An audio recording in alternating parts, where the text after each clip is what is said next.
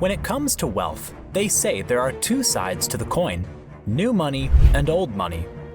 Old money represents iconic figures like the Rockefellers, the Gettys, the Vanderbilts, the Rothschilds, and the Agnellis, whose wealth often originated from industries like banking, oil, and railroads, have become synonymous with long-standing wealth and influence. While the nouveau rich represents individuals who have amassed their wealth in the current generation. They were the first in their family lineage to experience financial abundance. Think tech billionaires, athletes, movie and TV stars, and successful entrepreneurs. In this video, we'll reveal which of the two has the most money and who will stand the test of time.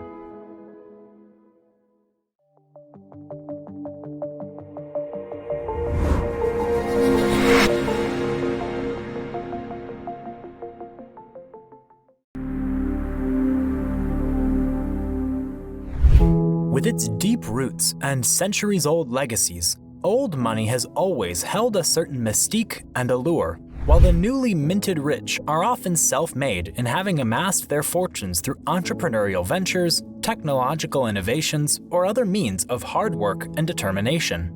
This type of wealth can be both a source of pride and a point of contention, as the newly wealthy often face scrutiny and criticism from those who view their wealth as unearned or even vulgar. Examples of self-made millionaires and billionaires abound, from tech titans like Jeff Bezos and Elon Musk to media moguls like Oprah Winfrey and the Kardashians. Their wealth is often seen as a testament to the entrepreneurial ingenuity and drive, rather than their family lineage or taste, and thus they would be classed as new money. New money in today's world continues to emerge from diverse fields, such as technology, sports, entertainment, and finance, whereas old money maintains a certain status quo. Indeed, families that were once considered new money can become firmly entrenched in the world of old money through the right mix of social connections, philanthropy, and cultural capital. Take, for instance, the Vanderbilts of New York, who in the late 19th century were regarded with suspicion and disdain by the old guard of New York society as they began building their lavish mansions and throwing extravagant parties. Yet, over time, through strategic marriages, charitable giving, and cultural patronage, the Vanderbilts became accepted into the old money circle with their wealth and social status firmly established for generations. On the other hand, while not originally old money, the Kennedy family has also played the game of social climbing with remarkable success. Joseph P. Kennedy Sr., the patriarch of the Kennedy family, made his fortune in bootlegging, hardly the stuff of aristocracy. Yet through shrewd intermarriage with families, such as Joseph himself marrying into the Cabot Lodges, and his son, future President John F. Kennedy, marrying into the Bouviers, as well as through political power, Joseph served as ambassador to the UK. The Kennedys have risen to the upper echelons of American society. However, one cannot simply become old money within one generation, no matter how powerful or wealthy someone is.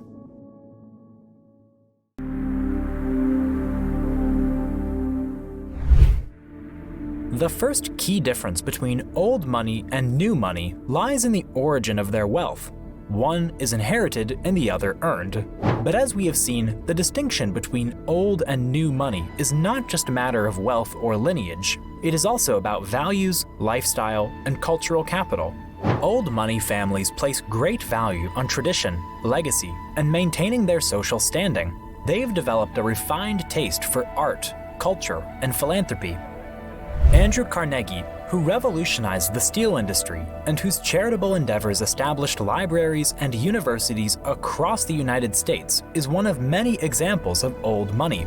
His family has endured the test of time, preserving their fortunes through meticulous wealth management and strategic investments.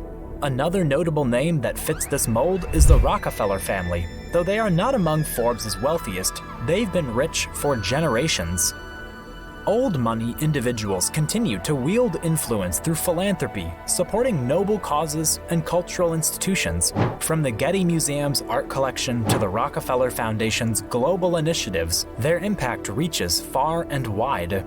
The clash between the old and new manifests in various ways. For instance, the attitudes towards wealth differ significantly between old money and new money individuals.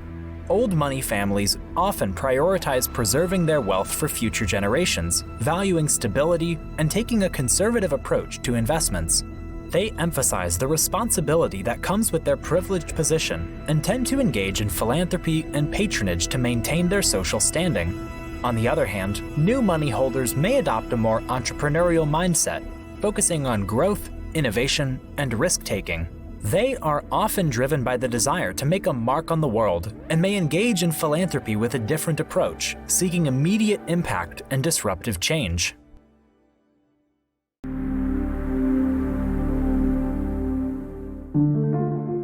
Speaking of disruptive change, we can't neglect the Kennedy and Roosevelt dynasties, who were well known in their political careers and had a far-reaching influence that led to questions being asked on if they were truly cut from old money.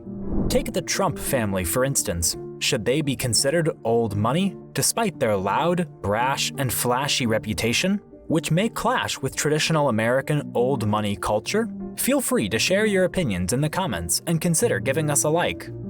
The family has often embraced a more flashy and ostentatious style with gold-plated fixtures, bold fashioned choices, and a preference for showy displays of wealth. In contrast, old money families embrace a more refined and understated elegance in their lifestyle choices, emphasizing timeless fashion and decor that prioritizes quality over quantity. Old money families tend to cultivate a reserved, private, and dignified personality type.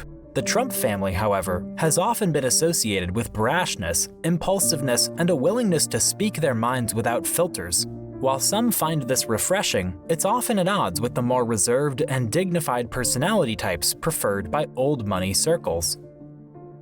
But it's not just about style and personality. The Trump family's association with reality TV and celebrity culture has also set them apart from established old money circles. Old money families value privacy and discretion, avoiding the limelight and media attention whenever possible. The Trumps have sought out the spotlight and media attention through politics, business deals, and reality TV shows. It's worth noting that other multi-billion-dollar families, like the Kardashian clan, coming from the entertainment field, have also faced similar questions about their compatibility with traditional old money values and lifestyles. Take John D. Rockefeller, the oil magnate and philanthropist, for instance. Despite his immense wealth, he was known for his modest lifestyle and aversion to flashy displays of wealth. He preferred practicality and functionality over fashion, opting for simple and modest clothing. Whereas new money can often be more ostentatious and showy with their wealth. They view money as a symbol of achievement and success, often displaying their wealth through luxury cars, yachts, designer clothing, and other status symbols. Of course, there are exceptions to the rule. Warren Buffett, a billionaire investor, despite his immense wealth, is known for his frugal lifestyle and avoidance of status symbols. He lives in the same modest Omaha home he bought in 1958 and drives a modest car. Buffett sees his wealth as a means to contribute to the betterment of society through philanthropy. He famously pledged to give away 99% of his wealth to philanthropic causes, viewing his wealth as a means to contribute to the betterment of society rather than as an end in itself. Buffett's modest lifestyle and dedication to philanthropy align with the values often associated with old money culture. And while he may be a new money individual, only 1 or 2 generations into his billions, he is averse to the flashy displays of wealth often associated with this group, and instead focuses on practicality, philanthropy, and social responsibility. All these to say, Buffett sees his wealth as a means to contribute to the betterment of society through philanthropy.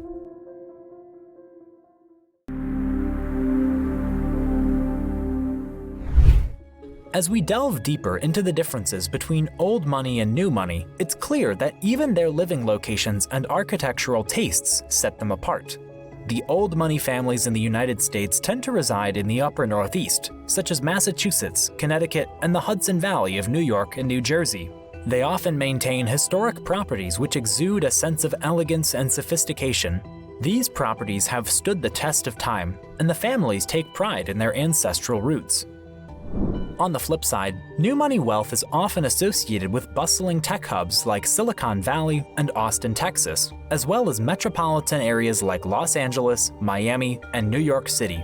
They are also allowed to indulge in the luxury tax havens of Southeast Asia, the Middle East such as the United Arab Emirates, and emerging markets. They embrace the fast-paced and ever-changing lifestyle that comes with new money territory. But that's not all. The architectural taste of old money and new money are as different as night and day. Old money families tend to favor buildings from the 19th century and before. These historic estates are often beautifully preserved with a unique charm that can only be achieved through age and careful maintenance. On the other hand, new money prefers large, open-concept houses with all the latest amenities. These houses are sleek, modern, and designed to impress. Before we wrap up, let's address the burning question on everyone's minds. Which of the two, old money or new money, has the most wealth and is likely to stand the test of time? Based on historical wealth accumulation and the preservation of inherited fortunes, old money families often have a longer-standing financial legacy. Generations of careful investment and wealth management have allowed these families to amass significant fortunes over time. However, it's important to note that not all old money families are equal in terms of wealth, and there are exceptions within both categories. New money, on the other hand, represents the rise of individuals and families who have accumulated substantial wealth through entrepreneurial endeavors and the booming industries of our time. Their success is often fueled by technological advancements and the ability to adapt quickly to changing markets. While new money fortunes may appear more volatile and subject to the ebbs and flows of the economy, some individuals have achieved remarkable success and built substantial wealth in a relatively short period. There is no satisfactory answer worth giving. However, it's worth mentioning that the Forbes billionaire list, which tracks the wealthiest individuals worldwide, showcases representatives from both old money and new money backgrounds. So there you have it. The difference between old money and new money are as vast as the fortunes they amass. From values and lifestyles to attitudes towards wealth, social circles, and even architectural preferences, each world of wealth offers its own unique perspective. That's it for today's video. What are your thoughts? Let us know in the comments below. And if you enjoyed this video, please give it a thumbs up. Your support helps us reach more people with our content. Thanks for watching, and stay tuned for more.